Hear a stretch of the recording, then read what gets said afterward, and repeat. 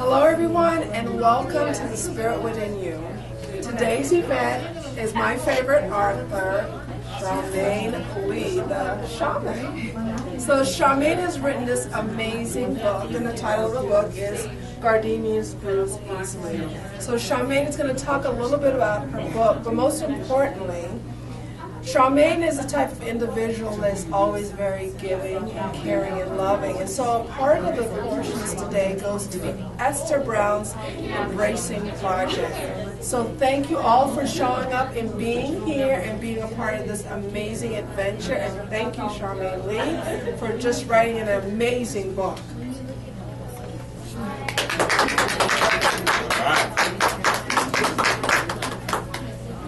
Thank you, Karen, and thank you for inviting me here, because this is an important time in my life. Hi! As I'm saying hello to everyone. It's an important time in my life because it's now time to speak the truth.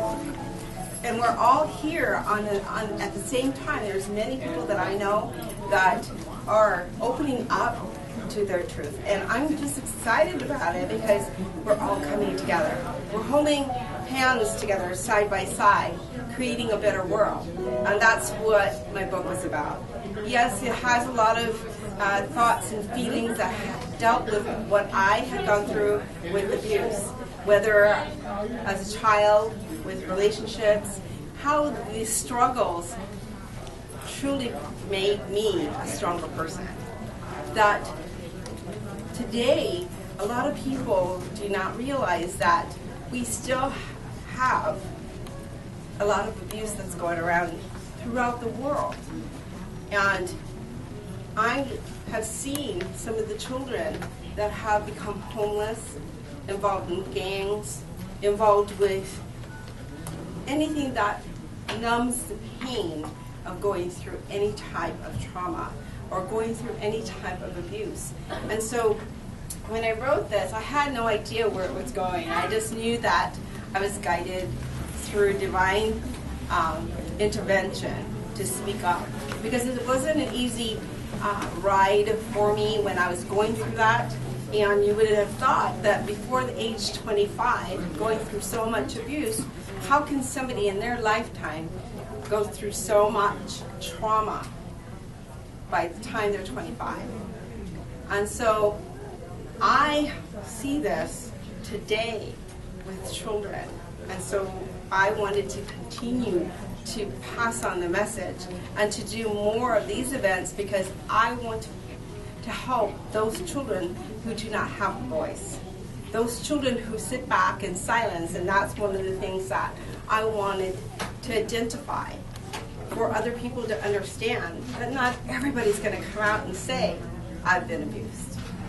Not everybody's going to stand up and say that my mom or my dad or maybe a coworker or somebody had bullied me to where I no longer have a platform to be who I am. So this is so dear to my heart, not about the book, about other people. How many people do you know that are going through this? Whether it's worldwide, because we have human trafficking, we have still slavery today. There's so many types of abuse out there besides the drug abuse, the elderly abuse, the alcohol abuse. But there's so many aspects. How do we really see this? How do we identify with that? How do we teach our children? I was listening to one of my granddaughter's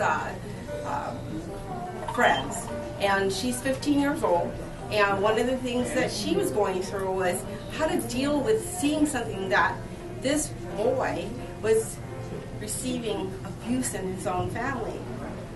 And abuse as simple as rejection. And so him having that rejection in his own home life, a place where he was supposed to be safe, a place that he's to be nurtured, a place where he should be embraced during this time. He's only 14. A place where he is looking for his own identity, a place where he is wanting to say, yes, I'm gay. And what happened with him is that he has no place to turn. In fact, his mom has decided that no friends, including my granddaughter, can talk to him.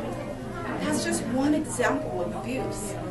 Because if they're bullied into believing that they have no identity, no voice, no place to go. And so then what do they do? Where do they turn? I have met many of our children out there in Las Vegas that are homeless. They sleep under these bridges. They have no place to go. They have no voice. And there's some agencies that are helping them, but there isn't enough money. There truly isn't. And so I became very passionate to partner up with the Embracing Project, and I'm getting ready to work at a beautiful center that's Luminosity Wellness Center, and so many different things so that we can provide a place for learning, a place for people to understand what truly abuse is all about. Because when I wrote this book, I know that I felt like a leper. Nobody wanted to talk to me. Oh, you're abused. You're abused. And history shows that once you're abused, most people become the abuser. And that was where my struggles came in when I was a young mother. And I chose to do whatever it took to switch that story. I took a stand against abuse so that I can teach other people that, yes, maybe you're an abuser or you have been abused, but you are in control through coming through love of self. So there's many different stories in the book that you will see that I experienced, but remember, it's not about my experiences. To identify what they were, so if you see this out in your community, in your environment, in your workplace. Because I know today at least 1 out of every 3 women, it used to be 4, in 2010 I believe it was, statistics showed it was 1 out of 4. Today is 1 out of 3 women are being abused. Whether they're being raped, sexual abuse, whatever that is.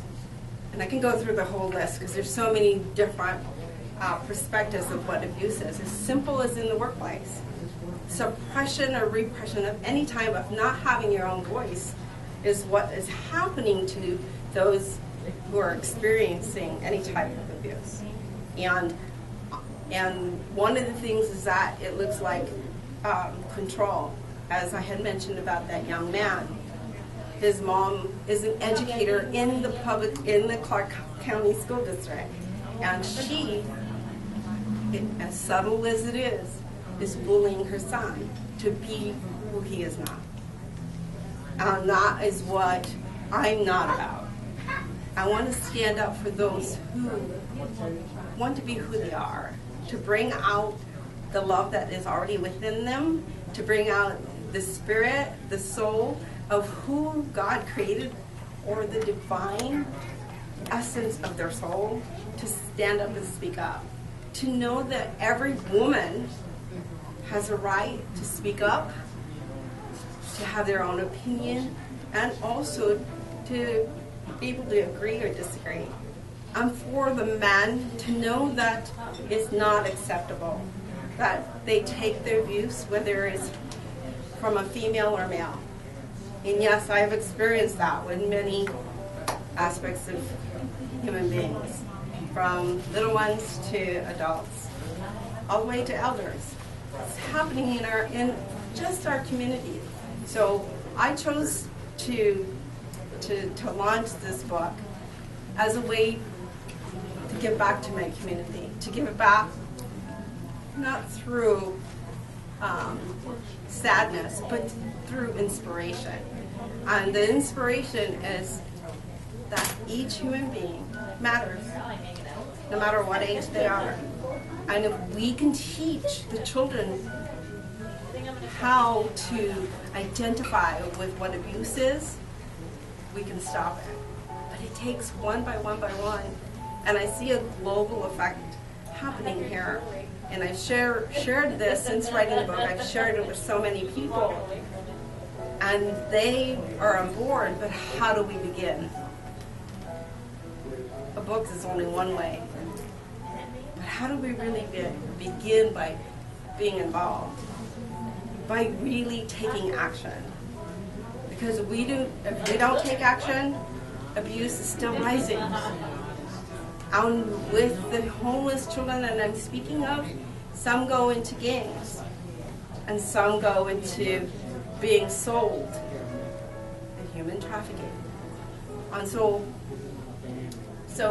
I partnered up with the Embracing Project because it's dear to my heart, because I have seen these children who have walked down in Las Vegas who said all we needed was somebody to care. Not about their story, but to care. To care that they exist as an individual, as a human being walking on this planet. And it wasn't about the prayer. It wasn't about being guided towards God or any religion. It was another human being taking the time to say, I care. To hand their hands out and say, I am here to guide you in any way you want, and to give them a voice.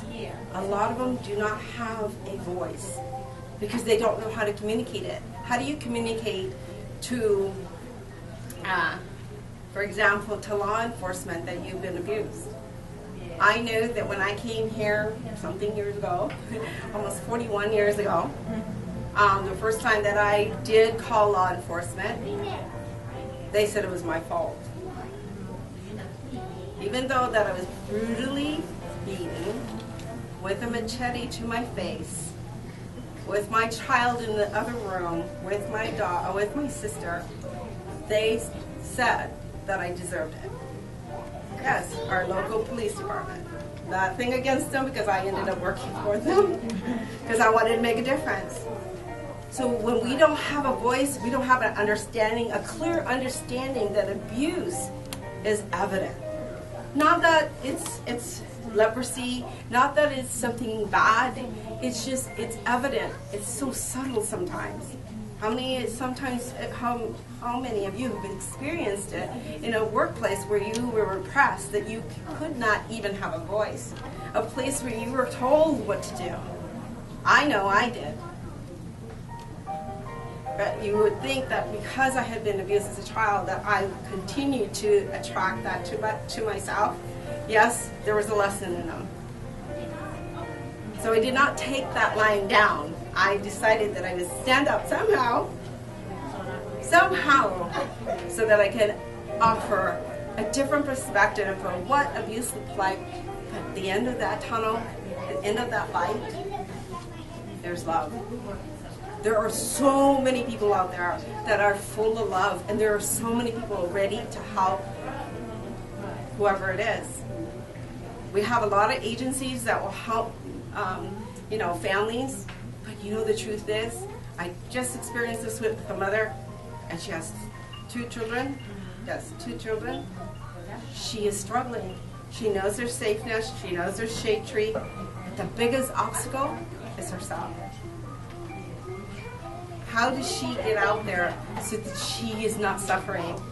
She feels alone, and she feels as if nobody is returning her calls. She feels that nobody cares. With agencies that are here in town, she feels nobody cares. So how do we get the message as us as individuals collectively standing up, speaking, having a voice, and make this big turn? Changing it so that one by one, each individual who feels that they're alone, they no longer are alone. And like I said, this mother who knows that there's so many different ways to get help, get assistance, feels that everybody has turned on her, that there's no one to help her. So imagine the children of our future. How many of them do not feel that there is help. So the book basically, again, it's about me, but it's not my memoir. I just became the voice of many, many, many people who are out there in the world. That's how I feel my book is all about. It's about other people. Even though it's my story, you get to see, read about what I had gone through.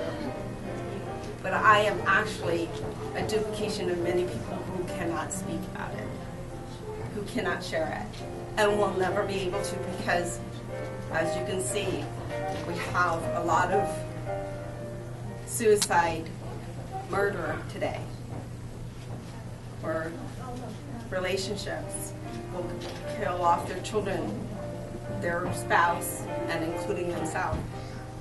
I can't stand by and say it's acceptable.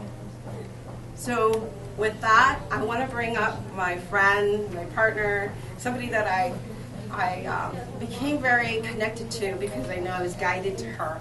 I was guided to two people at the same time, and she was one of them that I really felt very passionate about, because she is about helping the children in our city, especially when they go to gangs or they have nowhere to go. She's taking action. She's been here a while. The Embracing Project has been here a while, but she is also global, and that's what we are about. Each one of you are here because your heart is about a global difference. You're not here because you want to hear about my book. You're here because I know that you have so much love in your hearts.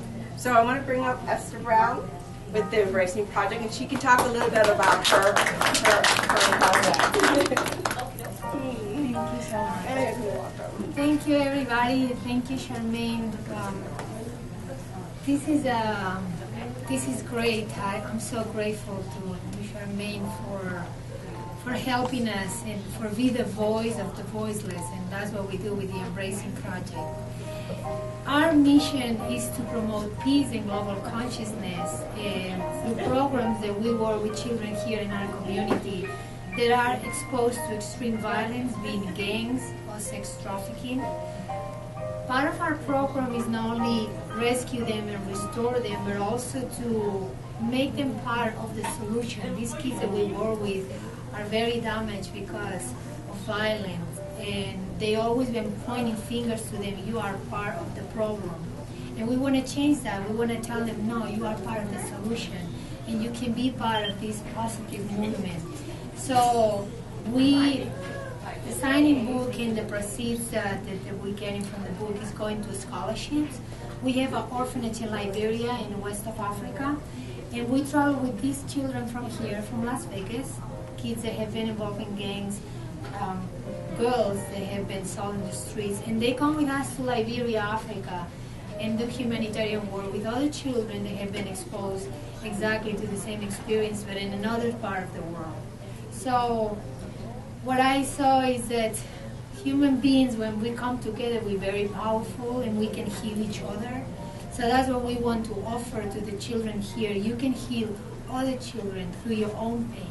And then you bring this back to our community and you spread that word of peace and love to our kids here in our community. So we can become one, which what we are.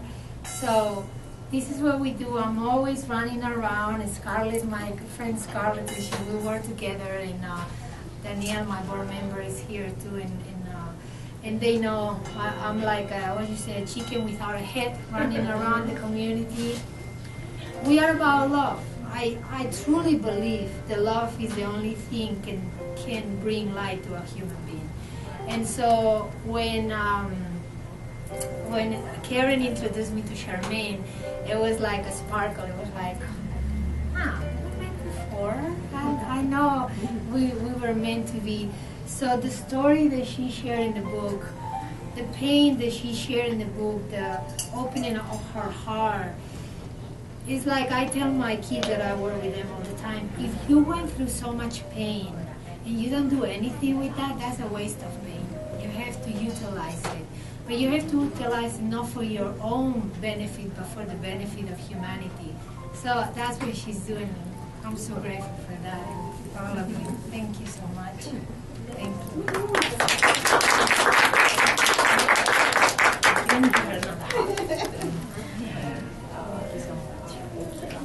So, you know my heart, you know what my passion is. It's about other human beings.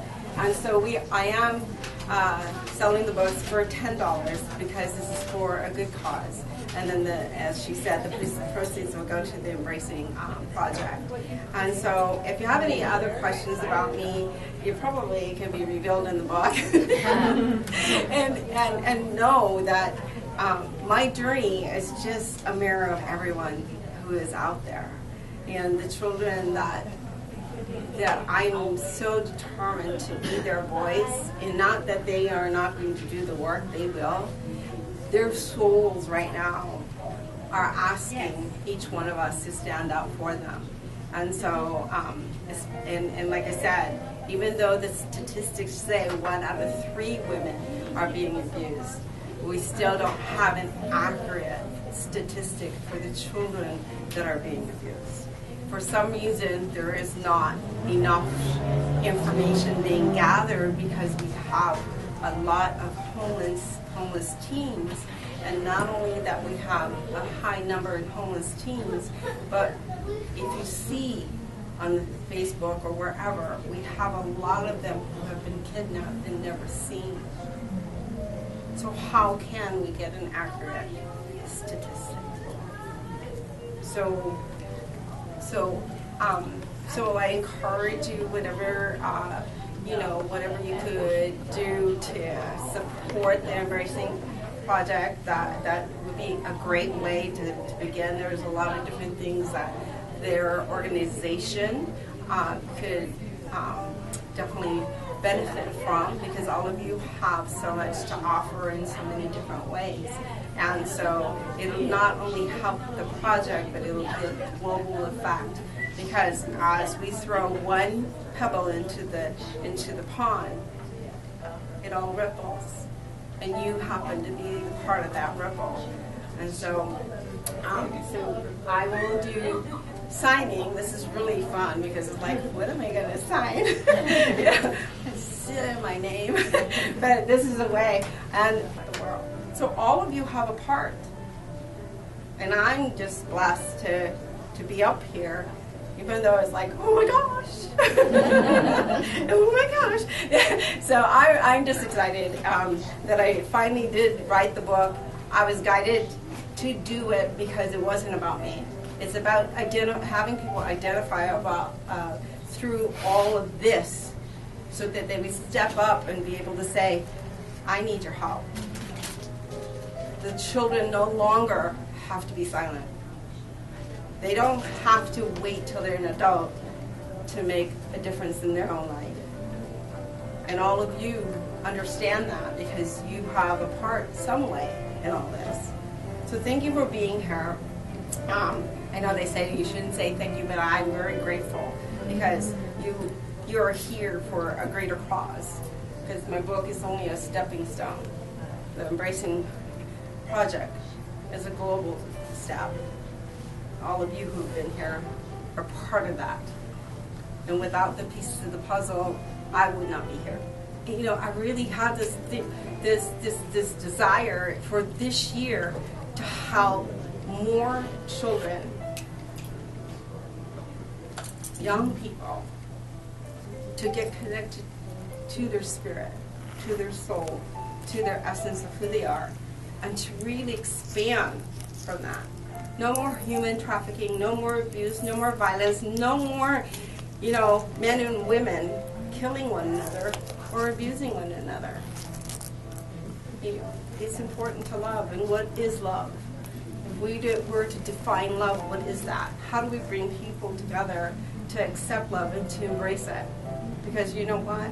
When I went on this journey, I did not know how I could start to love, because everything around me was falling apart. So we can look at how we can help others in many different ways. Because I know I'm not on this journey by myself, that's for sure. So everybody has a part. Does anybody have any questions? or would like to ask me anything? Is the book, it's for everybody? Yes. If young people can read it? Yes, I would say from 14 on up. Yeah, 14 on up. 13, some 13-year-olds could probably read it, but I would say 14 because they're right in the middle of trying to find their own identity, trying to find their own platform on how to be. So I would say about 14. So yeah. So for boys and girls, so that they can see it, and also I believe in sharing it also with those who are the abuser, because we also need to look at them differently. How do we help these souls? Because they didn't just say, oh, I think I'll be the most evil person on this planet. But how do we help them? How do we, and not rescue them, because they'll have to do the work. How do we really assist those to identify that there is a problem? Because when I was going through it, my body physically shut down and said, no, this is not acceptable. Because if you're around it every day, you tend to grow up to emanate that. You become a mirror of what you experience in your environment. And how do we make it so that it's safe for those who come back from, human trafficking? How do we make that safe for them? Because if we have everybody educated to know that there's love, and it's not about, everybody's going to have these, I was in the days with the flowers, the hippie days, here we're going to go pass out these flowers. No, it's about education, and education of self. Education about identifying and defining what love is. And then through that, spirit arises. And then they can get back into their own soul. So again, thank you. I just been a little bit longer, but